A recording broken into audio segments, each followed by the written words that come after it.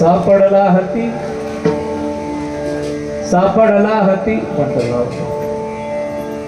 म्हटलं सापडला हती तरी झाले हे निश्चिंती नाही दावा घेत मन इंद्रियांचे समाधान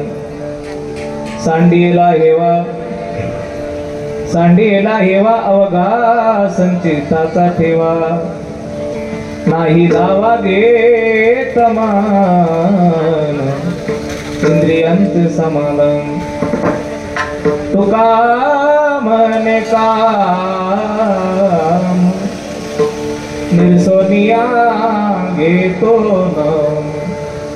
नाही दावा घेत मन इंद्रियांचे समाधान समचरण सरोदम सांद्रणी लांबुदाभम जगनीत पाणी मंडनम मंडनम तरुण तुलसी माला कंदरम गंजनेत्रम सदगौलासम विठ्ठलम चिंतयामि पादुरंग करुणो प्रथमनम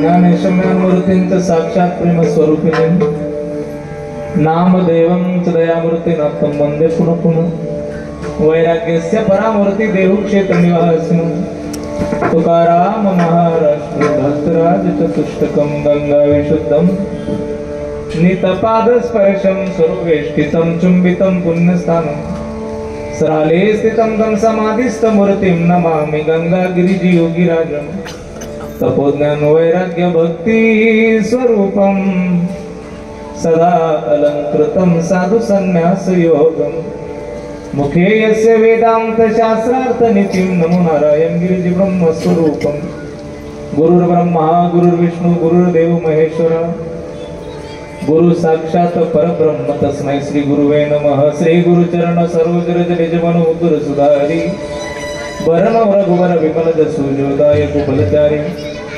बुद्धिहीन तनु जानिके सुमिरो पवन कुमार बल बुद्धि विद्या देव मोरी हरे हुक्लेश विकार प्रभु के चरणों में सदा पुनि पुनि करो प्रणाम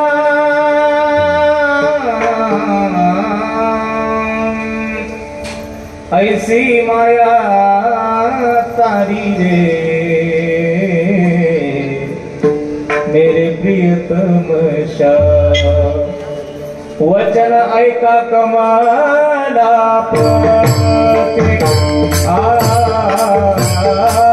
वचन ऐका कमाला वचन ऐका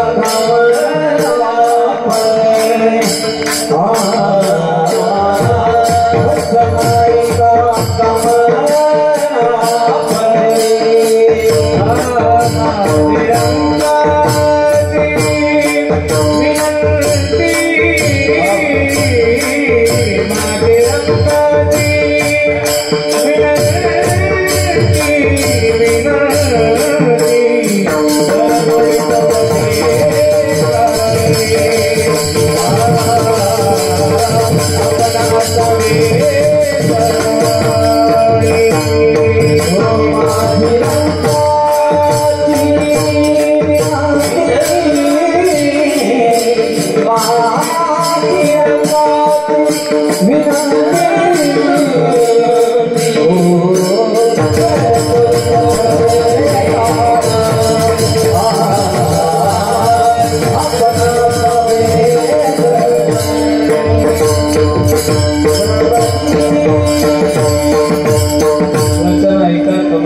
काळी माझी रंकाची विनंती कर जोडितो कथे काळी आपण असावे जवळी मस्तक माझा पायावरी या वारकरी संतांच्या सेवे लागी सेवक झालो तुमच्या लागलो निज चरणा अवधी स्वामी तो गया देवा यावरी न करावा अवहेरू मंगल भवाना अमंगल हारी द्रव शुद्ध शिरत अजिर बिहारी सीताराम चरित अति पावन मधुर सुरस अति मन भावन पुनि पुनि कीर्तनी सुनी सुनाई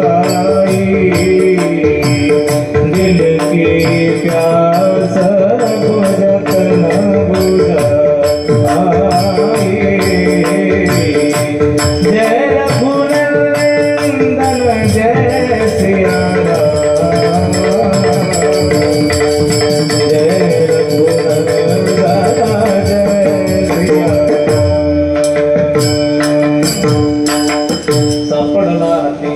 सापडला हाती तरी झाली हे निश्चिंती नाही धावा घेत मन इंद्रियांचे समाधान प्रस्तुत साधू संतांच्या पदस्पर्शाने पावनपुरी झालेल्या महाराष्ट्राच्या मातेला वंदन करू थोडंसं बेस कमी करा मॉनिटरला गेन हॅलो इफेक्ट थोडा कमी करा घुमतो ना असा हॅलो साधू संतांच्या पदस्पर्शाने पावनपुरी झालेल्या महाराष्ट्राच्या मातेला वंदन करून कैवल्य साम्राज्य चक्रवर्ती श्रीमंत श्री ज्ञानोबराय जगद्गुरु श्री तुकोबराय योगीराज सद्गुरु श्री गंगागिरीजी महाराज स्वानंद सुखनिवासी ब्रह्मलीन गुरुवर्य सद्गुरु श्री नारायणगिरीजी महाराज स्वानंद सुखनिवासी सद्गुरु जोग महाराज व सकल वारकरी संतांच्या ठिकाणी साष्टांग प्रणिपात करतो आणि माझ्या कीर्तन सेवेला सुरुवात करतो सेवेला सुरुवात करण्यापूर्वी वक्ता संबंधाने काहीसा परिहार देणक्रम प्राप्त आहे आणि म्हणून परिहार द्यायचा तो असा असणाऱ्या पुण्यक्षेत्र हरिगावच्या या पुण्य परिसरामध्ये पुण्यभूमीमध्ये साधू संतांच्या भगवंताच्या अनंत कृपाशीर्वादाने अधिष्ठान दैवत भगवान श्री हनुमंतरायांच्या भगवान भोलेनाथाच्या अनंत कृपेने भगवान श्री विश्वकर्मा महाराजांच्या अनंत कृपाशीर्वादाने साधू संतांच्या अनंत कृपेने योगीराज सद्गुरु श्री गंगागिरीजी महाराज यांच्या अनंत कृपाशीर्वादाने आपल्या सर्वांचं अधिष्ठान दैवत ब्रह्मलीन गुरुवर्य श्री गुरु श्री नारायणगिरीजी बाबांच्या अनंत कृपेने आणि आपल्या सर्वांचे मार्गदर्शक आपल्या सर्वांचं हृदयस्थान परमवंदनीय गुरुवर्य स्वामी श्री रामगिरीजी बाबांच्या आशीर्वादाने मार्गदर्शनाने प्रेरणेने आणि समस्त ग्रामस्थ हरेगावकरांच्या अथक परिश्रमाने कष्टाने योगदानाने सुरू असलेला हा सुंदर सोहळा या सुंदर सोहळ्यातील आजच्या 4थ्या दिवसाची कीर्तन सेवा आपल्या सर्वांच्या वतीने माझ्याकडे प्राप्त आहे या सेवेला मी या ठिकाणी प्रवृत्त आहे या सेवेसाठी मी या ठिकाणी उपस्थित आहे आपल्या सर्वांनी दिलेलं आमंत्रण आहे सेवेला सुंदर करण्यासाठी आपण सर्वांनी केलेलं हे सगळं व्यवस्थापन यासाठी खरं तर आपलं सर्वांचं कौतुक केलं पाहिजे कारण गेल्या तुमचा सप्ताह सुरू झाल्यापासून पाऊस सुरू झालाय आणि पावसाने तुम्हाला रोज हजेरी लावली आहे आणि रोज पावसाने हजेरी लावून सुद्धा तुम्ही ही सगळी व्यवस्था अगदी चांगल्या पद्धतीने या ठिकाणी ठेवली आहे की कीर्तन चालू असताना या कीर्तन मंडपात वारकऱ्यांना ऐकायला बसता आलं पाहिजे कीर्तनकाराला कीर्तन करता आलं पाहिजे टाळकऱ्यांना उभं राहता आलं पाहिजे एवढा वॉटरप्रूफ मंडप तुम्ही या ठिकाणी दिला आणि मला आदरणीय वंदनीय आपला सप्ताहाचे मार्गदर्शक ज्ञानेश्वरी व्यासपीठ नेतृत्व त्यांच्याकडे आहे आदरणीय ज्ञानेश्वरजी माऊली महाराज यांनी मला सांगितलं की तरुण किती धडपडतात या सप्ताहामध्ये तरुणांचं जे योगदान आहे ते खरं तर शब्दात सांगण्यासारखं नाही आहे आणि मला असं वाटतं की तुमच्या तरुणांचं योगदान पाहून मला इथे महाराजांचे शब्द आठवतात महाराज म्हणतात तरणा भाग्यवंत नटे हरी कीर्तनात तरणा भाग्यवंत महाराज म्हणतात तरुणांनी कीर्तनात नटलं पाहिजे तरुणांनी कीर्तनात आलं पाहिजे तरुणांनी कीर्तनात जर आलं पारमार्थात जर आलं तर या मातीमध्ये पारमार्थ जितका सुंदर होईल तितकाच आपला धर्म सुद्धा त्याच पद्धतीने पुढे पुढे चालेल आपल्या जीवनामध्ये चांगल्या संस्काराची जिथे गरज आहे त्या चांगल्या संस्कार कुठे मिळतील तर ते पारमार्थातून मिळतील म्हणून तरुणांनी पारमार्थात यावं आम्ही शिक्षण घेत असताना चांगलं शिक्षण घेत असतो परंतु त्या चांगल्या शिक्षणाबरोबर जर सुसंस्कार मिळाले तर सुसंस्कारित शिक्षण मिळतं आणि ते सुसंस्कार संस्कार कुठे मिळतात असं जर तुम्ही मला विचारत असाल तर मी तुम्हाला सांगतो असे सुसंस्कार फक्त संत आणि ग्रंथ विचारात मिळतात, म्हणून परमार्थाची प्रत्येकाला नितांत गरज आहे. असा सुंदर परमार्थ आपण मंडळी या ठिकाणी करत आहात. आपल्या मारुतरायाचं अत्यंत भव्य दिव्य मंदिर हारेगावकरांनी या ठिकाणी उभं केलं. अनेक वर्षापासून या मंदिरासाठी आपण झटत आहात आणि आज हनुमंतराय आपल्या गावाच्या रक्षणासाठी परिसराच्या रक्षणासाठी खरं तर मंदिरामध्ये स्थापित झाले. जसं 597 वर्षानंतर रामप्रभू अयोध्येतल्या मंदिरात बसले तसेच तुमच्या मंदिरात सुद्धा हनुमंतराय एवढ्या 2 वर्षामध्ये बसले आणि इतकी सुंदर मूर्ती मारुतीरायांची खरं तर तुम्ही बसवली. साराला बेटावरून येताना या रस्त्यावरून कुणीही येत असला, कितीही लांबून येत असला तरी मारुतीरायाचं दर्शन करायला लांबून होतं, बरोबर ना? लांबून दर्शन होतं. असं सुंदर पद्धतीने तुम्ही मारुतीरायांना बसवलं आणि हनुमंतरायाला जिथे बसवलं जातं, हनुमंतरायाची जिथे साधना केली जाते तिथे मग मात्र कुणालाच घाबरण्याची गरज नाही. हे मारुतीरायाचं असलेल्या हनुमान चालिसेमध्ये स्वतः सांगतात, नाही का? हनुमानजी जे आहेत ना ते खूप मोठं रक्षण करणारे दैवत आहे, म्हणून गावोगावी मारुतीरायाचं मंदिर आहे आणि त्या मारुतीरायाची स्थापना आपल्याकडे इतकी सुंदर आहे. हनुमंतराय इतक्या सुंदर पद्धतीने स्थापित आहेत. त्या मारुतीरायाच्या चरणावरती कोटी कोटी भावने वंदन करतो. आपल्या सर्व संयोजकांना विशेष धन्यवाद देतो. खूप धावपळ करत आपण सर्व मंडळी ही सेवा करता. आदरणीय महाराजांच्या माध्यमातून, आदरणीय ज्ञानेश्वर माऊली महाराजांच्या माध्यमातून मला खरंतर कीर्तनाचा संपर्क झाला. सर्व सप्ताह समितीच्या संबंधाने आदरणीय महाराजांच्या वतीने मला या ठिकाणी फोन आला आणि सर्व सप्ताह समिती या ठिकाणी आमंत्रण देत होती. त्यामुळे सर्व सप्ताह समितीला त्या विशेष धन्यवाद देतो. सप्ताह समितीत इथे नियोजन करणारे, मंडपात नियोजन करणारे, हरिपाठात नियोजन करणारे, कीर्तनात नियोजन करणारे, पंक्तीचं नियोजन करणारे, स्वयंपाकाचं नियोजन करणारे सर्वच मान्यवर, सर्वांच्या चरणावरती नतमस्तक होतो. सेवेला सुंदर करण्यासाठी उपस्थित सर्व मान्यवर टाळकरी या लेकरांसाठी एकदा जोरदार टाळी वाजवा, जोरदार वाजली पाहिजे. आम्ही हे सगळ्या लेकरांच्या चरणावरती नतमस्तक होतो. यांच्यामुळे आपल्या सप्ताहाला रंगत आहे, यांच्यामुळे आपल्या सप्ताहाला संगत आहे आणि म्हणून या सर्व लेकरांच्या चरणावरती ज्ञानोबा तुकोबराय समजून नतमस्तक होतो. या ठिकाणी सेवेला सुंदर करण्यासाठी उपस्थित, प्रामुख्याने उपस्थित, खरं तर तुम्ही हारेगावकर विशेषत्वाने भाग्यवान आहे बरं का राजू. तुम्ही हारेगावकर विशेषत्वाने भाग्यवान याच्यासाठी आहात की आपल्या सप्ताहामध्ये जे आपल्याला मार्गदर्शन करतात, आपल्या सप्ताहामध्ये जे ज्ञानेश्वरीचं मार्गदर्शन व्यासपीठ आपल्यासाठी करतात, आपल्या सप्ताहामध्ये हरिपाठाचं मार्गदर्शन जे या ठिकाणी करतात, आपल्या सप्ताहामध्ये एवढ्या सगळ्या गोष्टी करून सुद्धा रोजच्या कीर्तनकारासाठी सुद्धा स्वागताला जे उपस्थित राहतात असे ज्ञानेश्वरजी महाराज आपल्याला लाभले, हे आपलं सौभाग्य आहे. याचं लक्षात घ्या, जो ज्ञानेश्वरी वाचन करतो तो हरिपाठाला येत नाही, जो हरिपाठाला आला तो कीर्तनाला येत नाही, जो कीर्तनाला आला तो बाकीच्या गोष्टीला येत नाही. कारण मी कीर्तनाला आलो, मी बाकीच्या गोष्टीला आलो का?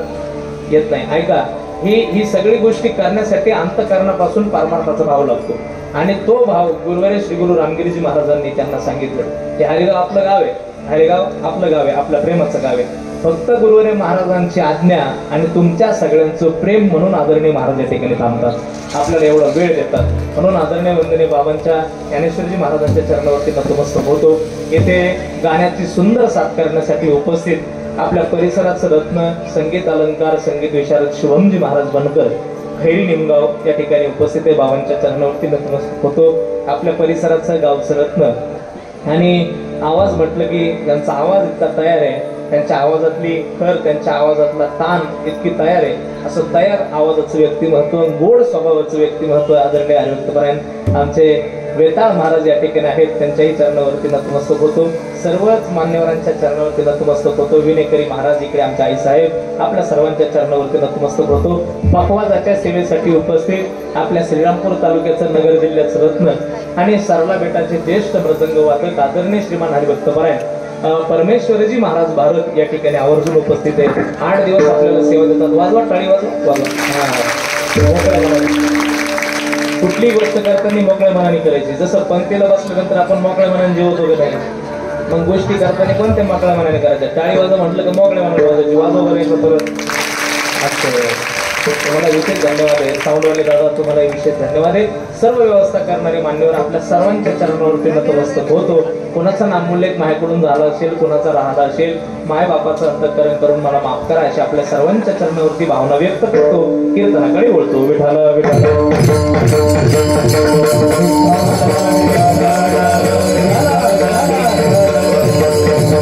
सेवेकरता निवडलेला पालक भक्त विश्ववंत महाराष्ट्र भूषण कनकाई गोलबा पुत्र पंचमे निर्माते जगद्गुरु जगद्वंदी श्रीमंत संत संत श्रेष्ठ श्री तुकोबरायांचा चार चरणाचा अत्यंत उत्तम गोड आपल्या पारमार्थिक आणि सांसारिक जीवनाची मीमांसा करणारा अभंग आहे.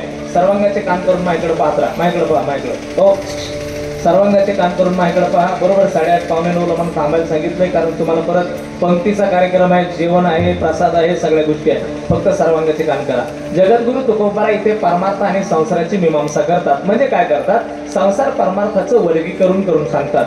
बघा, महाराज असं म्हणतात, या मृत्यू लोकात कितीही जीव जन्माला आले तरी त्या प्रत्येक जीवाला आपलं आयुष्य जगत असताना 3 पद्धतीने जगता येतं.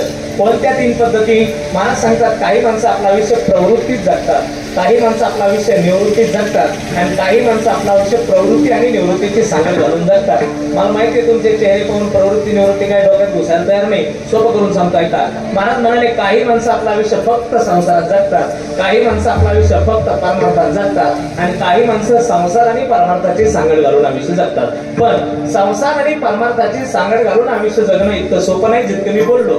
महाराज म्हणतात किती कठीण आहे. तर महाराजांचा शब्द आहे, प्रवृत्ती निवृत्ती संपादिले दोन्ही एक हे दाणी घडे त्यासी दोही पेवावरी ठेवू जाता हात होय अपघात शरीराचा. महाराज म्हणतात 2 गोष्टी एकाच वेळी करायला गेले तर होय अपघात शरीराचा. आपल्याकडे राजू एक म्हण आहे, आपण जर एखादा व्यक्ती एखादा पोरगा जर 4-2 धंदे एकाच वेळी करायला लागला काका, तर ते धंदे करत असताना त्याला घरातले शहाणे माणसं समजून सांगतात, अरे बाबा, अरे कुठल्या तरी एका गोष्टीत लक्ष दे बाबा, नाहीतर मग तुझ्या हातात एक ना धड, अरे गावला ऐक म्हणी, एक ना धड 12 वर चिंध्या, काही हातात लागायचं नाही, काहीतरी एक चांगलं कर, ते हातात लागेल. असं जसं म्हण आहे तसंच महाराज सांगतात, एका वेळी माणसाला एक साध्य करता येतात. कबीरदाजींचा गोड दोहा आहे, ऐका. कबीरदाजी असं म्हणाले, हे कबीरा चाखा चाहे राम रस राखा चाहे मान एक म्यान में 2 तलवार न बैठे न सुने कान. कबीरा कबीरदाजी म्हणतात, तलवार ठेवण्यासाठी जी म्यान वापरली जाते त्या एका वेळी एका म्यानीमध्ये एकच तलवार बसते, 2 बसत नाही. का 2 बसतात? नाही बसत. जसं एका म्यानीत एक तलवार बसते तसं जन्माला आलेला प्रत्येक जीव एका वेळी एकच साध्य करू शकतो, 2 करू शकत नाही. पण तरी अपवाद म्हणून काही मंडळींनी संसारही सिद्ध करून दाखवला, परमार्थही सिद्ध करून दाखवला. कोण आहे? पहिले आहेत संत आणि दुसरे आहेत परोपकारी जीव. विठ्ठल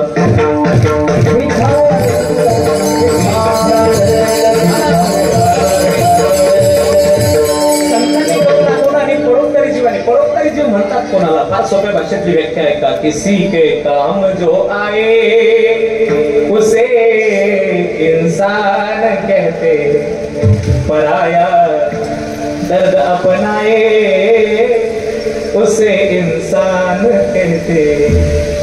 कभी धनवान है जग में, कभी इंसान निर्धन है, कभी सुख है कभी दुख है, इसी का नाम जीवन है. जो मुश्किल में न टकराए उसे इंसान कहते. ऐका आता सोबत, खरा तो एकची धर्म जगाचे बांध कोरा. असं धर्म आहे का? जगाला प्रेम अर्पावे, जगी जे दीन अतिपतित, जगी जे दीन पद दलित, तयाला कोणी उठवावे, जगाला प्रेम अर्पावे. असे सार धर्माचे, असे सार सत्याचे परार्था, म्हणजे दुसऱ्यासाठी परार्था प्राणही द्यावे, जगाला प्रेम अर्पावे. हा खरा धर्म आहे, याला परोपकारी असं म्हणतात. दुसऱ्यासाठी जगणाऱ्या माणसाला परोपकारी म्हणतात. भुकेलेल्याला अन्न देणं त्याला परोपकारी म्हणतात, तहानलेल्याला पाणी देणं त्याला परोपकारी म्हणतात, अडचणीतल्या माणसाला मदत करणं त्याला परोपकारी जीव म्हणतात. आणि ऐका, परोपकारी होण्यासाठी खूप मोठा अंतकरण लागते, प्रत्येकाला परोपकार करता येत नाही. ऐका, तुमच्या माझ्यासारखे अनेक माणसं जन्माला येतात, अनेक माणसं मरतात, पण जन्माला आल्यानंतर फक्त आणि फक्त रक्तासाठी जगतात आणि रक्तासाठी मरतात, म्हणून समाज त्यांना कधी लक्षात ठेवत नाही. पण जे माणसं मृत्यू लोकात जन्माला मात्र रक्तापासून येतात पण जगतात मात्र मातीसाठी, समाज त्यांना कधीच विसरत नाही. हे नेहमी लक्षात ठेवा, हे परोपकाराचं लक्षण आहे. मावशी, आजी, हो आजी, माझ्याकडे लक्ष ठेवा, माझ्याकडे लक्ष ठेवा, थोडा वेळ लक्ष ठेवा, बडबड करू नका, बडबड करू नका, नाही तर पार्टिशन टाकून घेईन बरं मिळतं. भेटालं भेटालं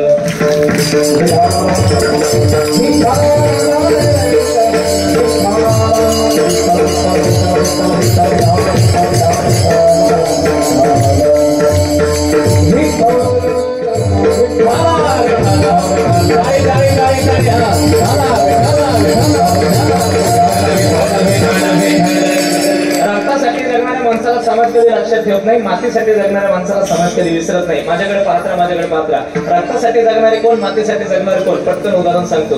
4 भिंतीच्या आत राहून फक्त 4 भिंतीच्या आतल्या माणसाचा विचार करून जगणं त्याला रक्तासाठी जगणं म्हणतात, पण 4 भिंतीच्या बाहेर निघून जगासाठी जगणं त्याला मातीसाठी जगणं असं म्हणतात. कोण जगलं सांगतो. 16वे शतक आहे. या 16व्या शतकामध्ये चारही बाजूने तुमच्या आमच्या मुघली सल्तनती आमच्यावरती राज्य करत होता. तुम्ही सगळे आता एज्युकेटेड माणसं आहात, पोरं आहेत, पुरी आहेत, आता तरुण पिढी आहेत, तरुण पिढीतली सगळी मान्यवर आहेत, आपल्या सगळ्यांना इतिहास माहिती आहे. 16व्या शतकामध्ये आपल्या चारही बाजूने मुघली सल्तनती आपल्यावरती राज्य करत होत्या. आपल्यावरती राज्य करत असताना अशा पद्धतीचं राज्य करत होता. आमचा परिवार, आमचं घर, आमच्या आया, आमच्या बहिणी, आमचं परिवार सगळं आमचं होतं, पण अधिकार मात्र आपला नव्हता. पाहिजे तसं यांनी आपल्यावरती यावं, अत्याचार करावे, निघून जावं. आम्ही मोकाट्याने तो अत्याचार पाहायचा आणि सहन करायचा. अत्याचार आमच्यावरती होत होते, आम्ही मोकाट्याने सहन करत होतो. शतक 16वे लक्षात ठेवा. आणि अत्याचार सहन करत असताना बगावत करण्यासाठी जर आम्ही पुढे सरकलो, अत्याचार संपवावा म्हणून जर पुढे आलो, तर धडापासून मान वेगळी केली जात होती. त्या अवस्थेत आपण जगत होतो. शतक 16वे. पण त्या 16व्या शतकामध्ये एवढा अत्याचार आमच्यावरती होत असताना, ऐका, लक्ष ठेवा, सिंदखेड राजा येथे एक जाधवांच्या परिवारामध्ये एक मुलगी जन्माला आली, जी भोसलेंच्या घरामध्ये लग्न करून आली. आणि ती लग्न झाल्यानंतर पुणे प्रांतामध्ये, सुपे प्रांतामध्ये शिवनेरी किल्ल्यावरती राहायला लागली. शिवनेरी किल्ल्यावरती राहत असताना, मला हा इतिहास पूर्ण सांगायचं नाही, शिवनेरी किल्ल्यावरती राहत असताना ती गरोदर अवस्थेत होती. पण ती गरोदर अवस्थेत असताना ज्यावेळी ती राज्याच्या बाहेर निघायची ना, त्यावेळी ती पाहत होती की माझ्या माय मावळ्यांवरती किती अत्याचार होतोय, माझ्या महाराष्ट्रावरती, माझ्या स्वराज्यावरती किती अत्याचार केला जातो, माझ्या माय मावळ्यावरती किती अत्याचार केला जातो, शेतकरी राजावरती किती अत्याचार केला जातो. हा अत्याचार तिने उघड्या डोळ्याने पाहिला. आणि ज्यावेळी तिने हा अत्याचार पाहिला, ऐका मायबा, हा अत्याचार ज्यावेळी तिने आपल्या उघड्या डोळ्याने पाहिला ना, त्यावेळी तिच्या लक्षात आलं की माझ्या माय मावळ्यावरती होणारा अत्याचार संपवला पाहिजे. आणि हा अत्याचार संपवण्यासाठी काय करायचं, ऐका ऐका, काय करायचं असं ज्यावेळी तिच्या मनात विचार आला ना, त्यावेळी तिने असं ठरवलं, आता जर मी हा अत्याचार संपवण्यासाठी माझ्या पतीला सांगितलं की आपल्याला बगावत करायची, तर माझा पती म्हणजे भोसलेच्या परिवारामध्ये शहाजीराजे हे सुद्धा मोगलांचेच चाकर आहे. आणि मी जर माझ्या वडिलांना सांगितलं जाधवाचा परिवार सुद्धा मोगलांचीच चाकरी करतो, यांच्याकडून होणार नाही, मग काय करायचं, असा पुत्र जन्माला घालायचा जो या सगळ्याच्या विरोधात बंड करेल आणि महाराष्ट्राला स्वतंत्र करेल, हिंदवी स्वराज्य स्थापन करेल. विचार केला तिने काय केलं मायबाप, ऐका, सगळ्या माय मावल्या माझ्या समोर बसलेल्या आहेत, ऐकून जा. तिने काय केलं, पोटामध्ये गर्भ वाढत होता, वाढत असलेल्या गर्भाला घेऊन ती शिवनेरी किल्ल्यावरती शिवाई देवीचं मंदिर होतं, नेत्याने शिवाईच्या समोर जात होती.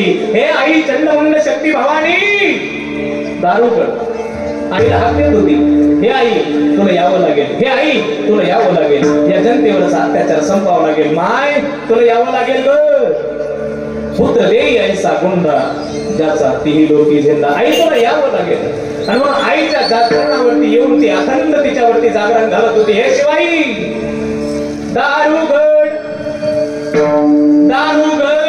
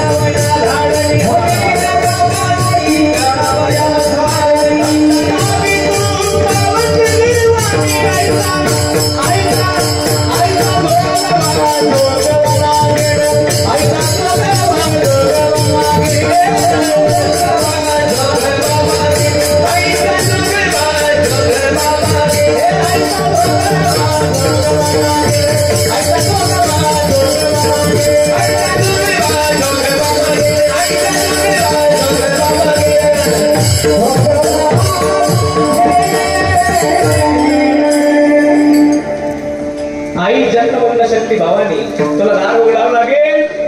आई शिवाई देवीच्या मंदिरात हात घातली होती. मायबाप ऐका ना, शिवनेरी किल्ल्यावरती शिवाईच्या मंदिरात हात घाल का आवाज भोंग्यातून आवाज नाही बोलायला साऊंड आवाज द्या. भोंग्याचा थोडा कमी करून याचा आवाज द्या. हे शिवाई आई जगदंबेच्या चरणावरती हात घातली आणि शिवाईच्या चरणावरती हात घातल्यानंतर ऐकाना काय झालं. शिवाई देवीला हात घातली होती. हे आई तुला यावं लागेल, तुला यावं लागेल, तुला यावं लागेल. आणि आई जगदंबेने कृपा केली. शिवनेरी किल्ल्यावरती आई जगदंबेच्या चरणावरती महाराष्ट्रासाठी स्वराज्यासाठी हात घालणारी स्त्री दुसरी तिसरी कोणी नव्हती, ती जिजाऊ मासाहेब होती. ऐका, जिजाऊने हात घातली. 19 फेब्रुवारी 1630 साली छत्रपती शिवरायांचा जन्म झाला. पण ऐका, छत्रपती शिवाजी राजाचा जन्म झाला आणि छत्रपती शिवाजी राजांनी स्वराज्यासाठी लढले. आपल्या हातात स्वराज्य त्यांनी प्राप्त करून दिलं. माझा मुद्दा सांगायचा एकच आहे, मी जगासाठी जगणं सांगतोय, मातीसाठी जगणं सांगतोय. ज्यांचं लक्ष माझ्याकडे त्यांना कळेल. जिजाऊ मासाहेबांनी शिवाई देवीच्या मंदिरात जाऊन स्वतःचा जीव धोक्यात घातला आणि महाराष्ट्रासाठी पुत्र मागितला. ऐका, त्या जिजाऊने स्वतःचं आयुष्य आनंदात घालू शकली असती, पण स्वराज्यावरती महाराष्ट्रावरती मायमावळ्यांवरती होणारा अत्याचार तिला सहन झाला नाही, म्हणून तिने जनतेसाठी मागितलं. म्हणून ती जिजाऊ फक्त जिजाऊ राहिली नाही, तर ती राष्ट्रमाता जिजाऊ झाली. याला जगासाठी जगणं म्हणतात. जिजाऊ भरपूर आहे, पण प्रत्येक जिजाऊ आमच्या लक्षात नाही. राष्ट्रमाता जिजाऊला आम्ही विसरत नाही. हा मुद्दा आहे. म्हणून पहा, तुम्ही जगासाठी जगावं लागेल.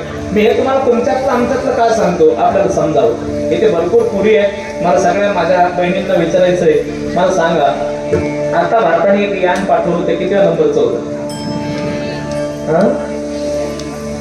3 नंबरचं, तिसरं. याचा अर्थ तिसरं आत्ता गेलं म्हटल्यानंतर याच्या अगोदर किती गेले असतील? 2 गेले. आणि 2 यान गेले. याच्यामध्ये सगळ्यात पहिलं आपलं यान गेलं होतं. त्या यानामध्ये आपल्या देशाची एक कन्या गेली होती. आपला स्वाभिमान गेला होता. दुर्दैवाने तिला खाली येता आलं नाही. संपर्क तुटला आणि दुर्घटना घडली, तिला खाली येता आलं नाही. त्या मुलीचं नाव काय? या मुलींसाठी एकदा जोरदार टाळी वाजवा.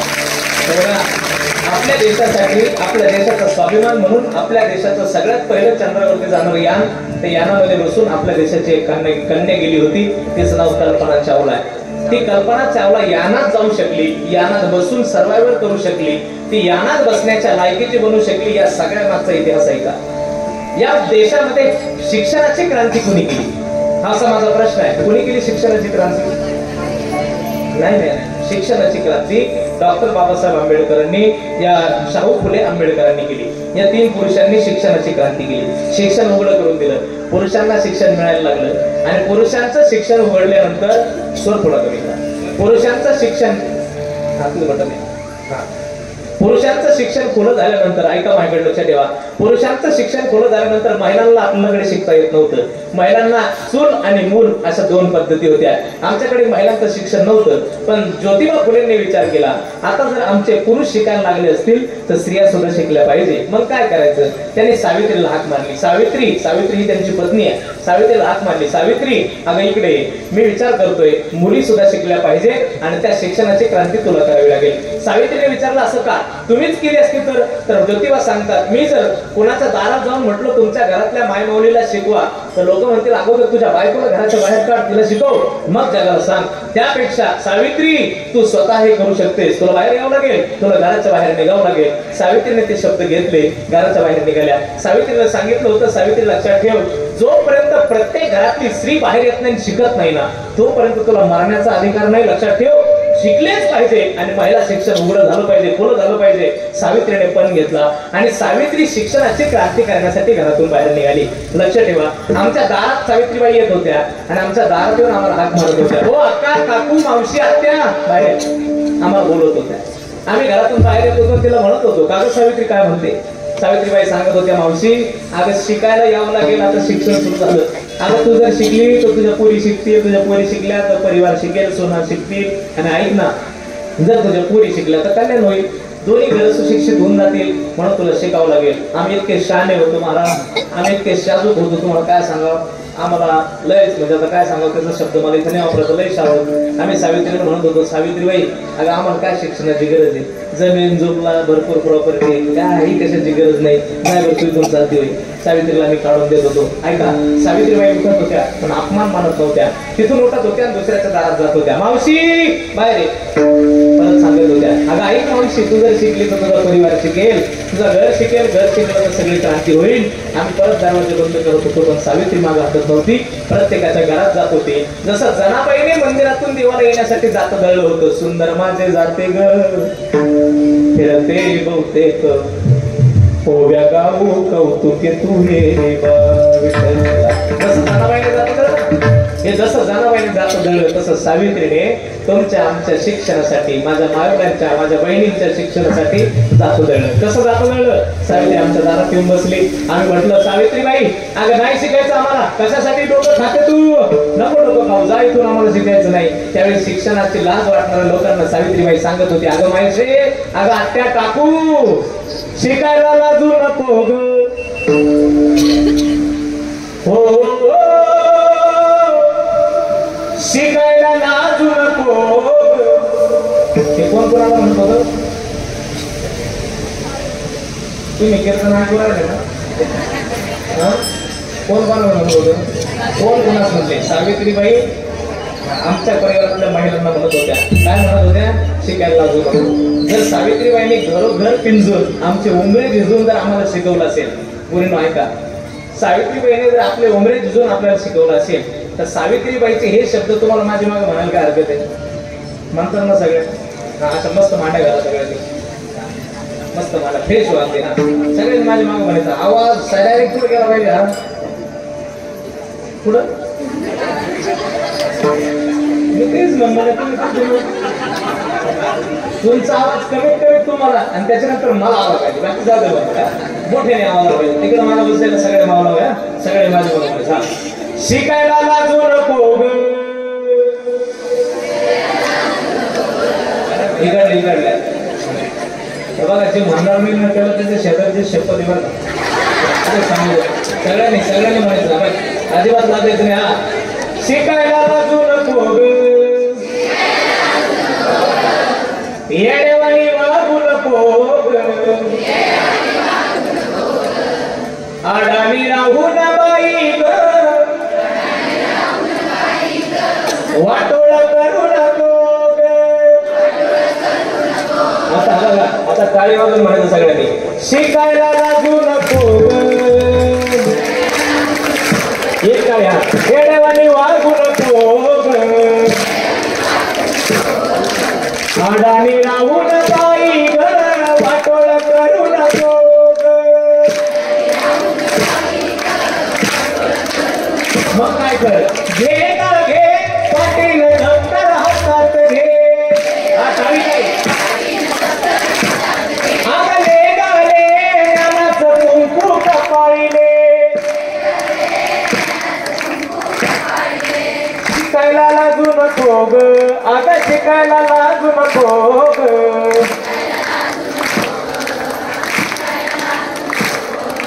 अडाणी राहू न बाई ग, वाटोळ करू नको ग.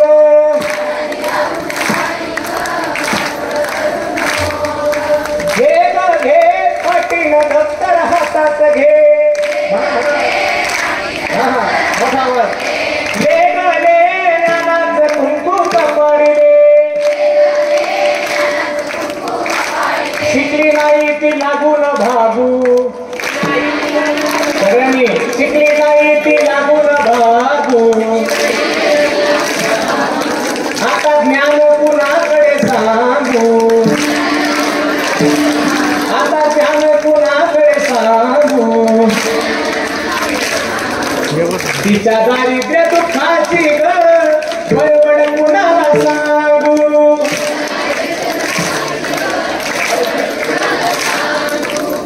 ऐका, हे सगळ्याचा अर्थ ऐका. शिकायला लाजू नको, अडाणी राहू नको. अडाणी राहिली तर काय होईल? अडाणी जी राहिली तिचं काय झालं? शिकली नाही ती लागू न भागू. मग शिकली नाही, तिला सांगितलं शिक तर शिकली नाही. जिला सांगितलं शिकली तर तिचं काय झालं? डॉक्टर झाली, इंजिनियर झाली, वकील झाली, तर तिच्यासाठी तसाच नवरा पाहला. तिचं चांगलं लग्न केलं, कल्याण झालं पहा तिचं. नाही शिकली सांगून सुद्धा अडाणी राहिली तर अडाणी माणसाच्या गळ्यात पडली. दिवसभर रोजाने काम करावं लागते दादा. फार अवघड परिस्थिती आहे. तिच्या दारिद्र्य दुःखाची ग परवड कोणाला सांगू. म्हणून काय कर, घे मग घे, दप्तर हातात घे.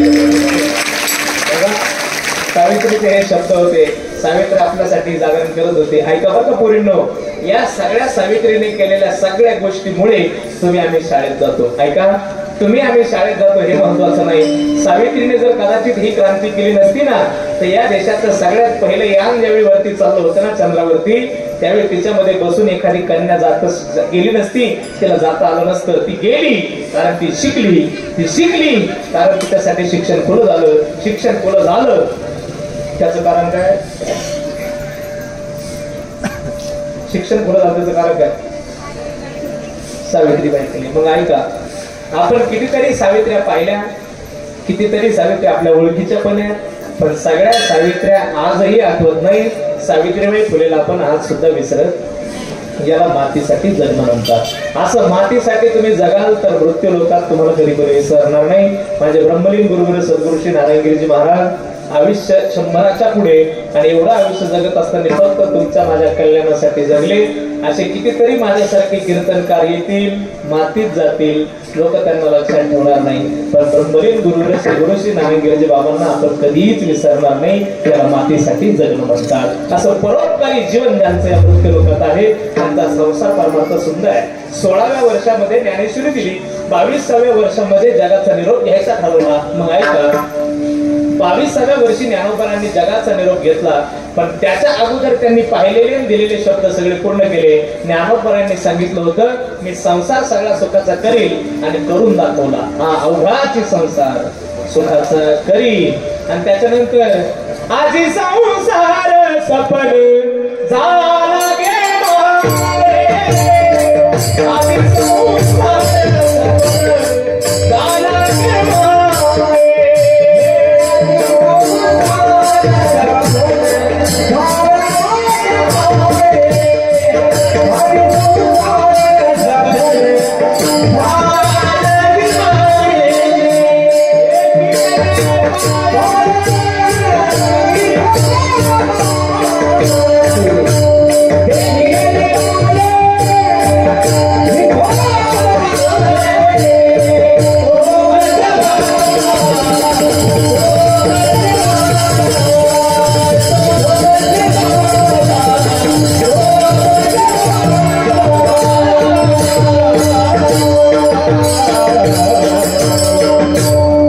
आजी संसार सफल झाला गे करून दाखवला. संतांनी संसारही सुंदर करून दाखवला, परमार्थही सुंदर केला. माझ्याकडे लक्ष द्या, परमार्थ आणि संसार दोन्ही आपल्याला सुद्धा सुंदर करता येईल. इतके सुंदर शरीर परमेश्वराने आपल्याला शरीर दिलेलं आहे. हे शरीर किती चांगलं आहे, शरीर उत्तम चांगले. सुखाचे बसले या शरीराने काय साध्य करता येणार नाही, काहीच्या काही करता येईल, पण आपण ते करत नाही. माणसं या शरीराचा उपयोग चांगल्या कर्मासाठी कधीच करत नाही, वाईट कर्मासाठी करतात. जाऊ द्या मग, कर्म कोणते वापरतात, कशा कर्मासाठी करतात ते जाऊनच बरं द्या. या शरीराचा उपयोग कशासाठी करायचा हे सोडूनच द्या. माणसाला इतकं सुंदर दिलेलं शरीर नीट सांभाळणं सुद्धा येत नाही, ते सगळ्यात जास्त दुर्दैवी आहे. सांभाळणं सुद्धा येत नाही. काय हे शरीर सांभाळलं पाहिजे. नाहीतर पहा, माणसाने जे नाही पाहायचं ते पाहून माणसाने डोळे घालून टाकले, जे नाही ऐकायचं ते ऐकून माणसाने कान घालून टाकले, जे नाही करायचं तिकडे जाऊन पायाचं वाटोळं करून घेतलं. आता वाट्या बदलल्या त्याच्यामुळे सत्याला येत नाही, सत्याला नाही येत येत. इथं आल्यावर खुर्ची कोण देईन, बसायचं कसं, मोठा प्रश्न आहे परमेश्वर महाराज. काय करणार, अवघड आहे. शरीरात एकदा एक अवयव गेला तर महाराज परत नाही. लक्षात ठेवा.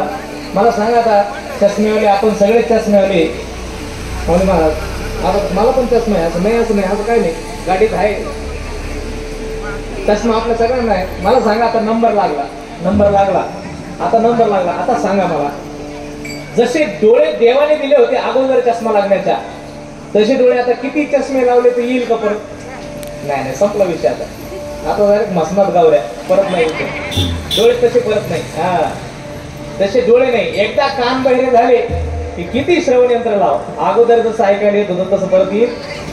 माणसाला शरीर सांभाळ देत नाही. पहा, बैल एकदा जर कधी बैरवाडी झाली ना, तुला अवघड आहे. एकदा जर कधी बैरवाडी झाली राजू, या अवघड आहे ना. त्याला मीठ दे म्हणलं का तो पिठाचा डबा घेऊन चालू, पीठ घेऊन चालू. मग घरचे कंटाळा करतात त्याचा, अरे बाबा मीठ सांगितलं तू मिठाचा डबा घेऊन चालला. माणसं बोलत नाही. मग कान गेले का माणसं बोलत नाही. आपण जर बोलायला लागलो ना, बरीच तब्येत, शेजारचा माणूस सांगतो मला थोडं जोरात बोलावं लागत, त्याला ऐकायला येत नाही. ते जोरात बोलायचं भेद माणसं बोलतीच नाही. तू तिकडे खासालाच जाय मग तिकडे लय अवघड काय काय झालं. एक जण बाजारला चालला होता. एक बैराचा विचार म्हणून चालतो आणि पूर्ण एक जण बाजार करून येत होता. आता बाजार करून येणार आणि बाजारला जाणार विचारलं त्यारी बाजारला चालले काय. ते म्हणे नाही नाही बाजारला चाललो. बाजार का काही ताळमेळ आहे कोणाकडे. ते म्हणे बाजारला चालले का. हा म्हणे काय नाही नाही बाजारला चाललो. मग तो बाजार येणार म्हणे हा हा हा मला वाटलं होतं बाजारला चालले काय काय. देणं देणं नाही देणं देणं कंदील लावून येणं येण्याच्या केशाला 3-3 देणं. त्याची गंमत आहे महाराज. काय झालं एक बैर होते मेंढ्या चालत होतं. मेंढ्या चालता काय झालं दुपारची नेरी झाली त्याला झोप लागून गेली. ते झोपलं तर ते मेंढ्या चालता निघून गेल्या. त्याला दुपारून 4 वाजता जाग आली तर त्याने पाहिलं मेंढ्या काही दिसेना. जवळजवळ 12 खंडी मेंढ्या त्या. 12 खंडीमध्ये एका खंडीत 24 मेंढ्या. 24 मेंढ्या एक मेंढी 10,000ची. हिशोब तुम्ही करत तुमच्या पद्धतीने करून घ्या. एक मेंढी 10,000ची. एका खंडीत 24 आणि अशा 12 खंडी मेंढ्या होत्या. सगळ्या मेंढ्या कुठेतरी निघून गेल्या. तर कुठेतरी निघून गेला तो इतका गडबडून गेला. कुठे गेल्या उठल्यानंतर इकडं पळ तिकडं पळ पण मेंढ्या सापडणार. इतक्या लाखाचं नुकसान. कुठे गेल्या असतील मेंढ्या विचार करायला लागला. पळायला लागला. पळता त्यांनी एक शेतकरी पाहिला. तो शेतकरी त्याचं वकर हाकत होता.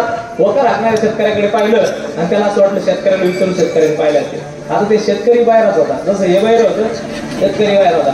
त्याने त्या शेतकऱ्याला हात मारले. हो शेतकरी दादा आपल्या मेंढ्या दिसल्या का. आता ते त्याच्या गणगणित त्याला काय आवाज आला नाही काय नाही.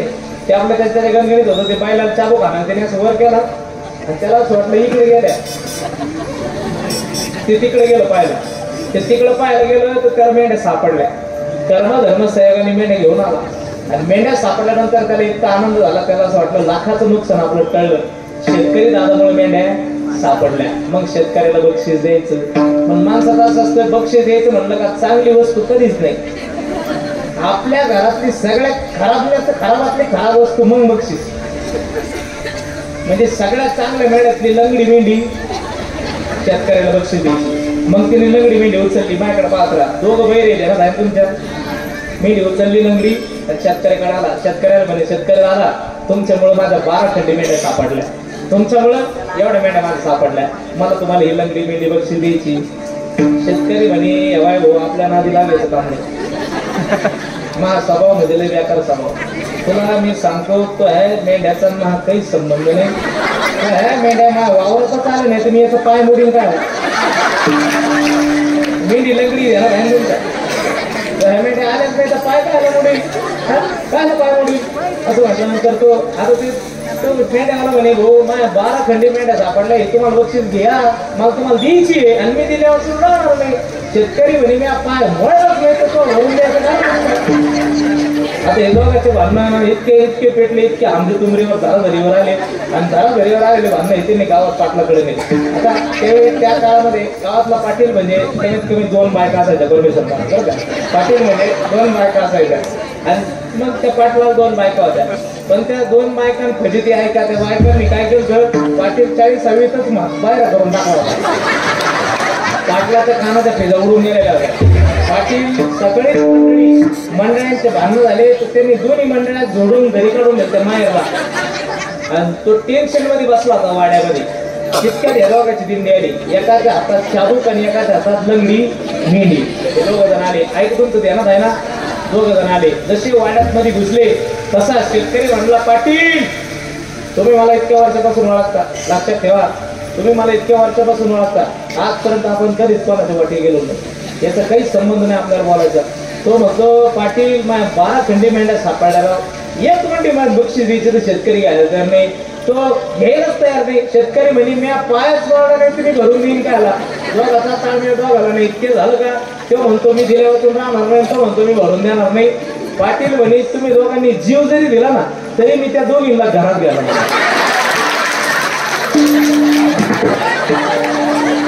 याची बैठवाडीची कामाला कठीण काय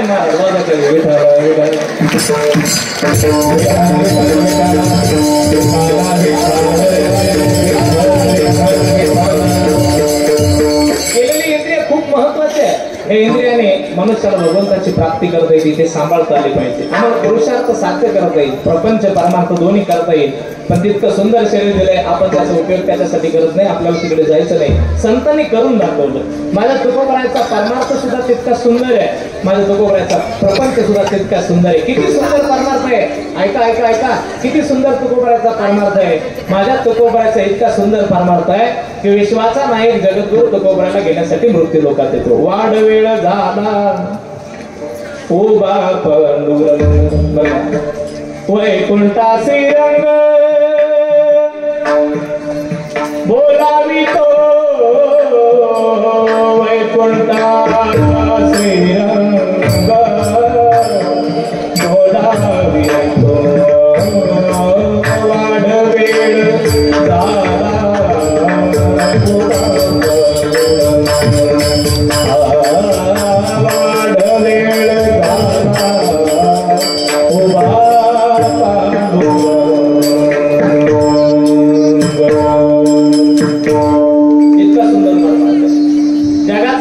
तुकोबरायला घेण्यासाठी मृत्यू लोकात विमान घेऊन येतो. हा तुकोबरायचा परमार्थ आहे. ऐका, फक्त एवढंच नाही, मला तुकोबरायच्या परमार्थाची उंची फक्त एका छोट्याशा गोष्टीतून सांगायची आहे. विमान तुकोबरायला घेण्यासाठी आलं आणि विमान घ्यायला आल्यानंतर तुकोबरायने देवाला सांगितलं थांबा. आलो, घरी पळत गेले. आपल्या बायकोला हाक मारली, जिजे अगं आई देव घ्यायला आला. सर जिजाबाईने सांगितलं तुमचा देव रोज येतो. काय घेऊन बसले तुमच्या देवाचं? घरची कामं कोणी करायची? गळ्यात वेळा टांगला की गोराड्या भामचंद्र आणि रोज उठलं की भजन भजन भजन. हे घरचे कामं करायचे कुणी? प्रपंच करायचं कुणी? गायांचं आवरायचं कुणी? परिवार कोणी चालवायचा? रोज तुमचा देव तुम्हाला घ्यायला येतो. तुम्हाला जिकडे जायचं तिकडे जा. तुकोबराय म्हणतात जिजे अगं आई खरा देव आला ग, घ्यायला आला. जिजाबाईला नाही कळालं. तुकोबराय जिजाबाईकडे पाहून हसतात, मागे फिरतात. विमानाच्या दिशेने निघालेले तुकोबराय गावातून जाताना गावातल्या लोकांना सांगतात, अरे ऐका, देवघर आला भक्ती सन्माने पूजिला. देवघर आला, देव आला रे, देव आला. चला, अरे येतंय का कोणी माझ्या बरोबर? देव आला वैकुंठाला नेण्यासाठी. गावातले लोक तुकोबरायकडे पाहत होते आणि तुकोबरायकडे कोण हसत होते. हसणारे लोक तुकोबरायला म्हणत होते, अरे अरे अरे अरे अरे तू काय येणार आजपर्यंत बरा होता भजन करायचा, आता येडा झाला तो. काय रे परिणाम झाला डोक्यावर. देव आला म्हणतो. देव कुठे येत असतो का? लोक पाहून हसत होते, तुकोबरायला बोलत होते. पण जगद्गुरु तुकोबराय नाही कानते ठाई. तुकोबराय सगळ्यांना म्हणत होते चला वैकुंठाला चला, देव आला. नाही कुणी तुकोबराय बरोबर गेलं. तुकोबराय विमानाच्या जवळ गेले. देवाने तुकोबरायला विमानात बसवलं आणि वैकुंठाला ज्यावेळी विमान उडालं ना, तर आम्ही जातो, तुम्ही कृपा असू द्या, सगळा सांगावी विनंती माझी. हे तुकोबरायचे शब्द आहे, पण ऐकून जा. ज्यावेळी गावात उभा राहून तुकोबराय म्हणाले होते ना, चला रे कुणी यायचंय का तुम्हाला? देव घेण्यासाठी आला. कितीही पाप्यातला पाप्या माणूस उठून जर देव तुकोबरायचा हात धरला असता आणि तुकोबराय बरोबर जर विमानात जाऊन बसला असताना, तर जगाच्या बापाची हिंमत सुद्धा झाली नसती खाली उतर म्हणण्याची. हा तुकोबरायचा परमार्थाचा अधिकार, हा तुकोबरायच्या परमार्थाचा अधिकार. इतका सुंदर तुकोबरायने परमार्थ करून. आणि जगाने विचारलं तुकोबरायला, काय तुकोबराय तुम्ही परमार्थ काय तुमच्या परमार्थाची अवस्था आहे? कोकला पाटील गावीचे हे लोक श्री एक अन्न करता मिली, तुमचा मुलगा अन्न करून मरतो. काय तुम्ही जगाला परमार्थाचं मार्गदर्शन करता? कशाला सांगता तुम्ही? काय तुम्हाला देवाने परमार्थात दिलं? तुकोबराय म्हणतात, जे लौकिकात कुणालाच दिसणार नाही, जे मला दिलं ना ते लौकिकात पाहणाऱ्या लोकांना कधीच कळणार नाही ते देवाने मला काय दिलं. असं देवाने मला दिलं. असा सुंदर परमार्थ तुकोबरायने केला. बरं, परमार्थच नाही, संसारचा इतका गोड केला महाराज. महाराज म्हणतात, नांदेता या घरी दैवत पंढरीचे धन्य पुण्य रूप कैसा झाला संसार. नांदेता या घरी दैवत पंढरीचे. देव संतांच्या घरी नांदला. नांदला म्हणजे त्यांनी घरी येऊन कामं केली. इतकी कामं केली. काय कामं केली? श्रीखंड्या चंदन उगाळून करी, वस्त्रे गंगा ती धुतसे. मग संतांचा प्रपंचही देवाने केला. परमार्थही देवाने केला. जर तुमचा परमार्थही सुंदर झाला, प्रपंचही सुंदर झाला तर तो खूप आहे. हा प्रपंच तुम्ही सुंदर करत असताना तुम्हाला काय मिळालं आणि परमार्थ सुंदर झाला म्हणजे तुम्हाला काय मिळालं. तुकोबाराय सांगतात परमार्थ सुंदर झाला म्हणजे परमार्थ सुंदर झाला म्हणजे निश्चिंती मिळाली आणि प्रपंच सुंदर झाला म्हणजे विरक्ती मिळाली. पण ही निश्चिंती कशामुळे, त्याचं उत्तर महाराज अभंगाच्या पहिल्या चरणात.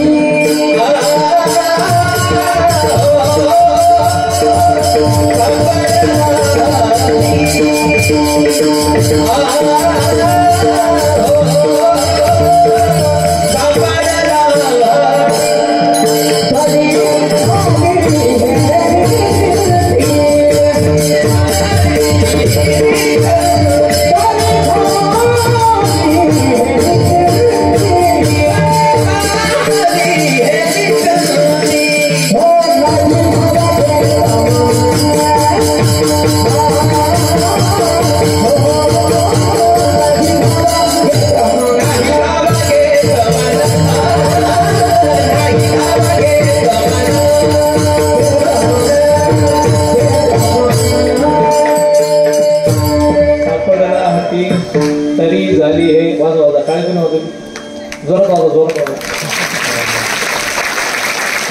अशी टाळी वाजवली पाहिजे. काल झाले वाजली पाहिजे होती लगेच इन्स्टंट वाजली पाहिजे. काल संपली की टाळी वाजली. टाळी वाजवणे काय होतं, स्फुरण येतं.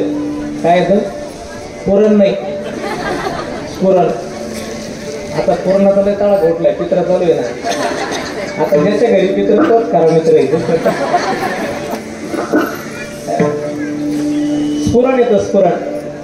स्फुरण म्हणजे काय, उत्तेजना. स्फुरण येतं. तुम्ही टाळी वाजवली का समाधान मिळतं असं म्हणावं वाटतं. फक्त टाळी त्याला प्रेमाने वाजवली पाहिजे असं बघ बरे लोणी नाही करायचे. मोकळ्या मनाने टाळी वाजवली, जितकी चांगली टाळी वाजवतात तितके जास्त सत्फुल भाकरी घालून. आज काय केलं स्वयंपाक काय मनुष्य मग जमलं मग तर मोकळ्या मनाने टाळी वाजवली पाहिजे. पिशा आणलेले आहे का, पिशा लागले ना घरी न्यायला. बायांचं पहिलं धोरण राहते काय, तिथं पंक्तीत काही येऊ पण पिशी सगळं ठेवायची. नेण्यासारखा ऐकून दिसला का न्यायला पाहिजे, प्रसाद येतो पण प्रसाद सारखाच न्यावा. ठीक आहे, ऐका महाराज सांगतात निश्चिंती मिळाली. निश्चिंती कशी मिळाली, निश्चिंती मिळाली म्हणजे नेमकं काय झालं एवढं सांगायचं मला थांबायचं. निश्चिंती म्हणजे काय, विरक्ती म्हणजे काय. प्रपंच सुंदर झाला, विरक्ती मिळाली. परमार्थ सुंदर झाला, निश्चिंती मिळाली. निश्चिंती म्हणजे तुकोबारायचं अभंग आहे. आता निश्चिंतीने पावलो विसावा गव्हा तर खुणून तली या धावा तृष्णेची. तृष्णा संपली, तृष्णा धावपळ संपली, धावपळ संपली, निश्चिंत झालो. मग मला काय मिळालं, निश्चिंती प्राप्त झाली. बघा निश्चिंती मिळलं आणि परमार्थ याचा काही संबंध नाही बरं, लक्षात ठेवा. परमार्थातूनच निश्चिंती मिळते हे मात्र नक्की. पण रोज कीर्तन 2 करतो म्हणजे तुला निश्चिंत याचा अजिबात नाही. नुसती इकडून निघाला का तिकडून, तिकडून निघाला का तिकडून, नुसतीच वन करतो अजिबात नाही, त्याला निश्चिंती नाही. निश्चिंती कशाला म्हणतात, एकही कीर्तन करत नाही पण परमार्थाचा एकही नित्य नियम चुकत नाही त्याला निश्चिंती म्हणतात. परमार्थाचे नित्य नियम चुकले न पाहिजे. नित्य नियमन आम्ही ते प्राणी दुर्लभ म्हणतात. आणि निश्चिंत त्याला म्हणतात. बरं विरक्त कशाला म्हणतात, विरक्त त्याला म्हणतात ज्याला प्रपंचाचा विट आला. महाराजांचे शब्द आहेत, विटले हे चित्त प्रपंचापासून वमन प्रेमनी. 2च मिनिटात सांगतो तुम्हाला, 2च मिनिटात ऐका. वमन कळत तुम्हाला? वमन कळत काय करून बरं ऐका, मी सांगितलं बघा. आपण जर काही जर खाल्लं आणि तासभर 2 तास पोटात राहिलं आणि पुन्हा तोंडावाटी बाहेर पडलं, त्याला काय म्हणते? उलटी. बरोबर. आता मला मग सरळ भाषेतच सांगायचंय माऊली महाराज, पण यांना उलटीच कळते, त्याला काय करा? उलटी म्हणतात. ऐका, त्याला उलटी म्हणतात, वाकारी म्हणतात, त्याला इंग्लिशमध्ये ओमेट म्हणतात आणि त्याला शुद्ध शास्त्रीय भाषेमध्ये त्याला वमन असं म्हणतात. वमन. काय झालं? एकादशी दिवस होता, दशमीचा दिवस होता परमेश्वर महाराज. दशमीच्या दिवशी काय झालं? मंडळीने त्याला सांगितलं, कीर्तनाला चालले खरे तुम्ही, पण ते वाढायला मी नाही. उद्या तुम्हाला एकादशी, पोटभर जेवून या. मग त्यांनी ते डोक्यातच धरलं, उद्या एकादशी. मग तो पंक्तीला आला. मग त्याला रोज 2 भाकरी खायची सवय होती, 2. मग तिने त्या दिवशी 1.5 भाकर वाढव खाल्ली, म्हणजे 3.5 भाकरी खाल्या. उद्या एकादशी ना असं काय करतात? आई काय करतात? आईचं काय झालं? ऐका, 3.5 भाकरी खाल्ल्या. उद्या एकादशी, पोटभर जेवला. घरी गेल्यानंतर झोपला, कानमारेकडे ठेवा. सगळं घरी गेला, झोपला, आराम झाला. सकाळी उठले मंडळीने सांगितलं बरं का, ध्यानात राहू द्या, एकादशी मोडशान मिडशान. तो म्हणला नाही माझ्या ध्यानात. आंघोळ झाली, देवपूजा झाली, मंडळीला हात मारली, म्हणे मला कपभर चहा कर. मंडळी म्हणे चहा नका घेऊ, तुम्हाला उपाशी. लाल जरद ताप्याला दूध, गल्लाच भरून दूध घ्या. मग तिनं असं लाल जरद ताप्याला दूध गल्लाच भरून आणून दिलं. त्यांनी ते तेवढं दूध घेतलं. दूध घेतल्यानंतर तो म्हटला मंडळीला, बरं का मी गावातून चक्कर मारून येतो, पारायण चालू आहे, पोरं सगळं नियोजन चांगलं करून राहिले, रोज पाऊस राडा घालून राहिला, पोरांचं चांगल्या पद्धतीचं नियोजन चालू आहे, ज्ञानेश्वर महाराज पारायणाचं वाचन चालू आहे. मी जर चक्कर मारून येतो, वर्गणीचं काय नियोजन आहे पाहून येतो. जर चक्कर मारून येतो, गावात आला, गावात चक्कर मारला, थोडा 10:30-11 वाजेपर्यंत बसला. 11-12 वाजता घरी गेले. मंडळी म्हणे बरं का तुम्ही आले खरे, पण शाबू तांदूळ अजून भिजेल नाही. शाबू तांदूळ कळत होतं तुम्हाला? शाबू तांदूळ भिजेल नाही. मग तुम्ही आता आले खरे, पण मग आता साबुदाणा भिजेल नाही. मग तर एक काम करू का, तुम्हाला शेंगादाणे देऊ खारे करू? ते म्हणलं काय बघ कर, मग तो करीत असली तर मग तिने असे उगाच 1/2 किलो शेंगदाणे खाली केले. किती केले? 1/2 किलो केले. त्याच्याबरोबर असा बारीक गुळाचा खडा दिला, पावशेरचा. तेवढं खावाने. पण तेवढं तो खात होता. तर तेवढं खाता गंमत अशी झाली, तर तो शेंगदाणे गुळ खाता त्याचं नजर गेली तर भीतीला खुटी होती, आणि त्या खुटीला अशा मोसुंब्या टांगेल होत्या पिवळ्या जरद. तर पिवळ्या जरद मोसुंब्या पाहिल्या. तो म्हणे अगं मोसुंब्या आहे का गं? म्हणे हा मोसुंब्या आहे. आण इकडं आण म्हणे. त्याच्यातल्या 2 मोसुंब्या त्यांनी खाल्या. 2 मोसुंब्या खाल्या. तेवढं खाता तुम्हाला सांगतो साबुदाणा भिजला. 1 वाजता मंडळी म्हणे हो देऊ का साबुदाणा भिजलेला आहे, देऊ का परतून तुम्हाला? मग आता एखादा म्हणतो बा जाऊ दे, आता शेंगादाणे खालेले तर काय आता हे एकदा काहीतरी फराळ केलं, जाऊ दे. तसं नाही, येळाच्या पोटात फराळ करायचंच म्हणे. परत साबुदाणा. मग तिने साबुदाणा पारताला घेतला. माझ्याकडे पहा, साबुदाणा पारताला घेतला. आता आपल्या घरामध्ये गॅस आहे, गॅसला 2 मुंडके असतात, त्याला इंग्लिशमध्ये बर्नर म्हणतात. 2 मुंडके. एका मुंडकेवरती तिने साबुदाणा पारताला घेतला. साबुदाणा पारताला. दुसऱ्या मुंडकेवरती तिने ते शेंगादाण्याची आमटी बनवायला घेतली. त्याला काय म्हणते तुमच्याकडं? झिरकं म्हणतात. काही भागात झिरकं म्हणतात, काही भागात आमटी म्हणतात. तिकडे जर मालेगावकडे गेलं त्याला भट्ट म्हणतात, भट्ट. आणि आपल्या सगळ्यांच्या भाषेत त्याला खळगुट म्हणतात शेंगादाणा. याचं मान्य आहे ना, शेंगादाण्याचा खळगुट. ऐका. मग तिने ते बनायला घेतलं. इकडे तिने ते शेंगादाण्याची आमटी, तिकडे साबुदाणा बनवायला घेतला. साबुदाणा बनला आणि मंडळीने नवऱ्याला हाक मारली. म्हणे अहो घेता का बसून तुम्ही? तेव्हा म्हणे बसतो. मग तो असा पालगावला की खाली सरकला. तुम्ही नजरेसमोर चित्र आणा. खाली सरकला बसला. खाली बसला. मंडळीने ताट केलं. ताट करताना तिने असं ताट घेतलं. माझ्याकडे ताटामध्ये असं साबुदाणा उगाच उलशिक, हाताकडे पाहिजे माझ्याकडे उगाच उलशिक साबुदाणा दिला. त्याच्यामध्ये झिरक्याचा डबा दिला भरून असा. इकडे पहा झिरकं. त्या अशा लांब मिरच्या तुमच्याकडे हरेगावला आहेत की इकडं? अशा मध्ये पोटात कापेला राहतात, त्या 12-13 मिरच्या दिल्या. त्याच्याबरोबर राजगिऱ्याचे लाडू दिले 17. त्याच्यानंतर काळी खजूर आहे का तुमच्याकडे? काळी खजुराचे बोटके दिले 10-12. त्याच्यानंतर तुम्हाला सांगतो ते पापड्या तळलेल्या होत्या. काही आपल्या साबुदाण्याच्या होत्या, काही आपल्या बजरीच्या होत्या, काही आपल्या नागलीच्या होत्या. नागलीचं झालं का तो नागलीचं नव्हत्या, मग दुसऱ्या होत्या. ऐका, आता सगळ्या पापड्या अशा बऱ्याच प्रकारच्या पापड्या होत्या. आणि ते असं ताट भरलं. तिनं असं गच्च ताट भरलं माझ्याकडे, ऐकत राहा, कान माझ्या गट्टेवा, एक शब्द जरी भोगला तर माझं जाईन सगळी. तिने ताट उचललं, तिनं जसं ताट उचललं तसं त्याच्या पुढे नेऊन ठेवलं. ऐका, ताट त्याच्या पुढे नेऊन ठेवलं. त्याने ताट आल्यानंतर लगेच असं पाणी फिरवलं माझ्याकडे पहा, पाणी फिरवलं आणि फराळाला सुरुवात केली. अर्ध निर्ध त्याचं फराळ झालं. अर्ध निर्ध फराळ झालं तर मंडळी तिकडे दिवसभर सकाळी उठल्यापासून काम काम काम काम काम काम काम काम राब राब राब राब राब राब राबती. ते काम करण्याचं नादात तिच्या डोक्यात राहिलं नाही. अर्ध निर्ध गड्याचं फराळ झालं तर मंडळी तिकडे ध्यानात आलं. ती तिकडून तिला किचन मधून हाक मारली, म्हणे ओ तुम्हाला जर शिकदाई देऊ का? आता जर शिकदाई देऊ का म्हणल्यावर तुम्हाला सांगत होतो इतका बिनसला हो. तो म्हणे अरे तुम्हाला आकली कधी येते ना? अरे हे दही शाबुदाण्या संघ खायचं मग काय सांगायचं सांगितलं. घाबरतच लागलो मंडळीना. असं दह्याचा डाबा भरला कसा त्याच्यापुढे आणून महाराज त्याच्यापुढे आणून ठेवला. दह्याचा डाबा त्याच्या पुढे ठेवल्यानंतर तुम्हाला सांगतो मंडळीला वाटलं बाई सारे सकाळची उठल्यापासून राबते मी, एक गोष्ट नाही ध्यानात राहिली नाही तर बाबाने धरून आला. हिने जर ही केळाची फणी तर पाहिली तर मारायला हे पण तुमच्या ध्यानात येऊ राहिलं का की केळाची फणी जशी उचलली तशी त्याच्यापुढे आणून त्याने त्याच्यातले 3-4 केळं खाली. ऐका, त्याने त्याच्यातले केळं खाली. एवढं सगळं फराळ झालं. फराळ सगळं झालं. ताट घेतलं. ताट उचलून मंडळी तिकडे गेली. हात धुतले तर ताट उचलून मंडळी तिकडे गेली आणि ताट त्याला नुसतं ठेवलं. ताट नुसतं ठेवलं तर तिचं दरवाजाच्या कडेला लक्ष गेलं तर तिथं पपाया टांगेला होत्या. काय सांगा मंडळी घाबरत आवाजात म्हटली अहो काल भाऊजींनी पपाया आणल्या होत्या, आणू का? तो म्हणे एक पपई कापच तो आता आणूच नको. पपई सुद्धा खाली मारते तुम्ही काय काय खाल्लं ध्यानात पपई खाली. आणि एवढंच सगळं खाल्यानंतर तो असा उठला. अक्षरशः पलंगावर धरूनच उभं राहिला ना. तो जो पलंगावर बसला का पलंगाचा चंद्र झाला. पलंगाचा चंद्र कळत होतं तुम्हाला.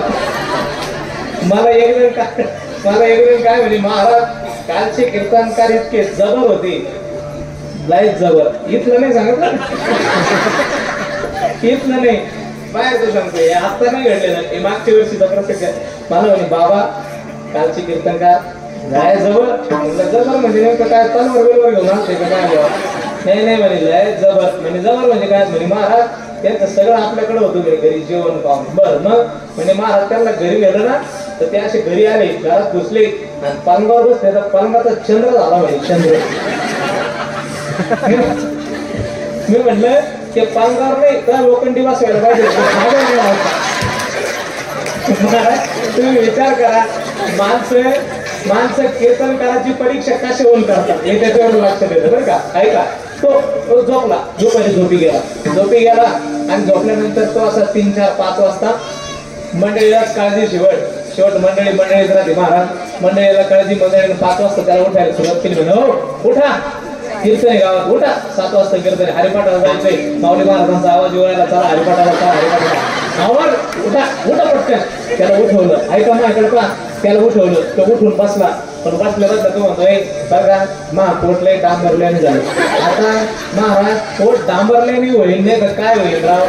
काय खाण्याची पद्धती महाराज शिकवणच राव तुमची. महाराज इतकं खाते तुम्हाला काय सांगावं. गोकुळाष्टमीला परमेश्वर महाराज गोकुळाष्टमीच्या दिवशी पहा मला वाटते 3रा सोमवार आणि अष्टमी एका दिवशी आली होती श्रावणातली बरं का. उपवास होता. एका पाठ्याला बळजबरी उपवास धरायला लावला घरच्याने वाटतं. तो कीर्तनाला समोर बसला होता. महाराज मी असं येणं सांगितलं त्याला धसका गेला तर नाकातून साबुदाणा उडाला. काय महाराज साबुदाणा खाणं काय काय थोडं तरी धोरण खाण्याचं धोरण असं होतं. अजिबात काही माणसं अजिबात आज काहीच धरती नाही खायचं बसले आपलं सर. आणि इतकं चालणार महाराज. तो म्हणे माय कडपा संपला माझा वेळ माय कडपा बा. तो म्हणे लय पोट आता डांबर रँग झालं म्हणे मग काय करायचं म्हणे एक पोराच्या हातात लिंबू पिळून पोराच्या हात म्हणे. मग तिने लिंबू पिळून पोराच्या हात दिला महाराज. परमेश्वर महाराज लिंबू पिळून पोराच्या हात दिला आणि लिंबू पिळून पोराच्या हात दिल्यानंतर गंमत झाली. 5 वाजता तो चहा प्याला. ऐका 5 वाजता चहा प्याला आणि 5:15 वाजता त्याला दळमळले आणि व्हायला लागलं. कसं व्हायला लागलं? 5:15 त्याला दळमळले नाही आणि 5:30 वाजता त्याला मळमळले आणि व्हायला लागलं. आणि 5:45 वाजता त्याला दळमळले आणि मळमळले आणि दळमळले आणि मळमळले आणि व्हायला लागलं. आणि 6 वाजता त्यांनी जेवढं खाल्लेलं होतं का ते असं पोटामध्ये ग्राइंडरमध्ये मिक्स केलं जातं. ते सगळं मिक्स झालेलं होतं आणि असं त्याला डळमळल्याने मळमळल्याने झालं. आणि 6 वाजता त्यांनी भाडा सगळं येतं. ऐका मला सांगा हा एकदा हसून घ्या मोकळ्या बरं का. मोकळं जर असलं ना तर ब्लड सर्क्युलेशन चांगलं होतं. आपल्या शरीरात ब्लड वाहणाऱ्या वेन खूप छोट्या असतात म्हणजे शिरा बारीक त्या मोकळ्या होतात. मोकळं असलं पाहिजे माणसाने. हां ऐका आता माझ्या लक्ष ठेवा तुम्ही आता.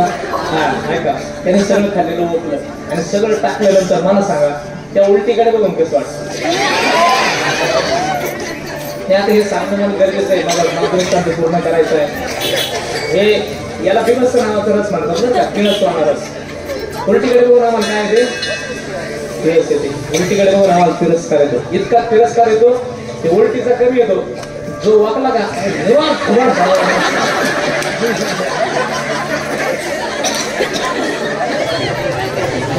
निवार कोण आणा वाटत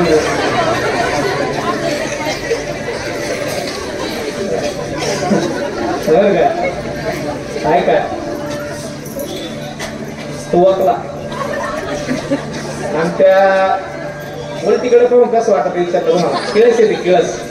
तिरस्कार येतो तिरस्कार. ऐका ना उलटीकडे बघून तिरस्कार येतो किळस येते. महाराज तुकोबराय म्हणतात त्या उलटीकडे बघून जेवढा तिरस्कार आणि जेवढी किळस येते तेवढा तिरस्कार आणि तेवढी किळस ज्या दिवशी आम्हाला संसारातल्या विषयाकडे पाहून येईल त्या दिवशी समजून जायचा आमचा संसार सुंदर झाला किंवा तो संसार देवाला आवडला. याला संसाराची व्याख्या याला तुकोबराने घातलेली संसाराची व्याख्या म्हणतात. जगद्गुरु तुकोबराचा संसार तुम्हाला पाहायचा असेल तर तुकोबरा काय म्हणतात माहिती का. तुकोबरा म्हणतात मला श्रेय सेवा दिसत नाही. माफी मागून तुम्हाला सगळ्यांना बोलतो. तुकोबराचे शब्द आहेत. तुका म्हणे तैशा दिसतील नारी रिसाची परी आम पुढे. तुकोबरा म्हणतात मला स्त्रिया आता स्त्रिया दिसत नाही. मग कोण दिसतात. तुकोबरा म्हणतात मला त्या आसवंदी दिसतात. तुकोबरा म्हणतात मला धन दिसत नाही. माणिक पाषाण खडे जैसे धन दिसत नाही. आता फक्त प्रत्येक क्षणाला प्रत्येक ठिकाणी प्रत्येकामध्ये मला फक्त आणि फक्त माझा देव दिसतो. दुसरं काही दिसत नाही. अशी अवस्था कशामुळे झाली तर महाराज म्हणतात सापडला बरं महाराज सापडला हाती तुम्ही म्हणतात बराच वेळचा तुम्ही सापडला चाललं. नेमकं सापडला कोण तर त्याचं उत्तर महाराजांनी दिलंय. एकदा असे सर्वांनी हात वरती करा आणि माझ्या बरोबर सगळ्यांनी त्याचं भजन करत आपल्याला सापडलाय कोण तो पाहिजे. हात वरती हे कोपऱ्यात हात वर करा. तुम्हाला पुढच्या जन्मात हात पाहिजे का नाही वरती का विठोबा रखुमाई एक काय